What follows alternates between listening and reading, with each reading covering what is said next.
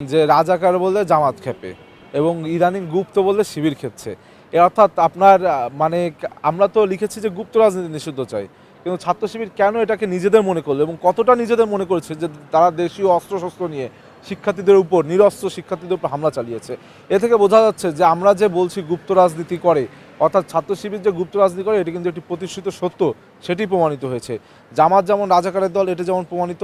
আমরা মাঝে বলেছি যে এই জামাত, আমরা ছোটোবেলায় পড়েছি যে আপনার হাফ লিটার পানি, এক মুঠো গুড় এবং এক চিমটি লবণ দিয়ে ওর স্যালাইন তৈরি হয়, কিন্তু আমরা দেখেছি অর্ধেক ফ্যাসিবাদ আর অর্ধেক রাজাকার মিলে জামাত তৈরি হয়েছে। এবং তারই প্রেক্ষাপটে আমরা পরবর্তীতে দেখলাম যে অর্ধেক ছাত্রলীগ এবং অর্ধেক গুপ্ত মিলে বর্তমান ছাত্র শিবির তৈরি হয়েছে। সুতরাং আমাদের যে প্রতিবাদ, আমরা কিন্তু গণতান্ত্রিকভাবে এই প্রতিবাদ অব্যাহত রাখছি। কখনো দেয়াল লেখনী, কখনো মিছিল মিটিং করে। আমরা কিন্তু অস্ত্র হাতে তুলে, আমরা কিন্তু চাইলেই অস্ত্রের পরিবর্তে অস্ত্র নিতে পারতাম, কিন্তু আমরা সেটি বেছে নিইনি।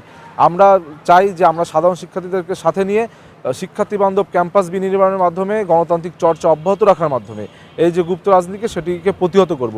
তার থেকে বড় কথা, আমরা যারা দীর্ঘদিন ধরে ছাত্র রাজনীতি করি, আমরা শিক্ষার্থীদের কল্যাণের জন্য ছাত্র রাজনীতি করি। শিক্ষার্থীদের কল্যাণ হোক, কল্যাণমুখী একটি ক্যাম্পাস বিনির্মাণ হোক, সেজন্যই কিন্তু আমাদের পথ চলা।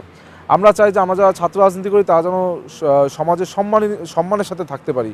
কিন্তু এই যে ছাত্র শিবির তাদের গুপ্ত রাজনীতি অব্যাহতর মাধ্যমে বারংবার ছাত্র রাজনীতিকে কলুষিত করছে। এমনকি আমরা যারা ছাত্র রাজনীতি করি তাদের প্রতিও কিন্তু বিভিন্নভাবে সম্মানহানি হচ্ছে এর মাধ্যমে। তো আমরা চাই ক্যাম্পাসগুলোতে শান্তিপূর্ণ অবস্থা যেটা ছিল সেটা বিরাজমান থাকুক। ক্যাম্পাসগুলোকে যেন উত্তপ্ত না করে, ক্যাম্পাসগুলোতে যেন ছাত্র রাজনীতির পরিবেশ, শিক্ষার্থী বান্ধব পরিবেশ বিনষ্ট না করা হয়। এই জন্য আমরা ছাত্র শিবিরকে আহ্বান জানাবো।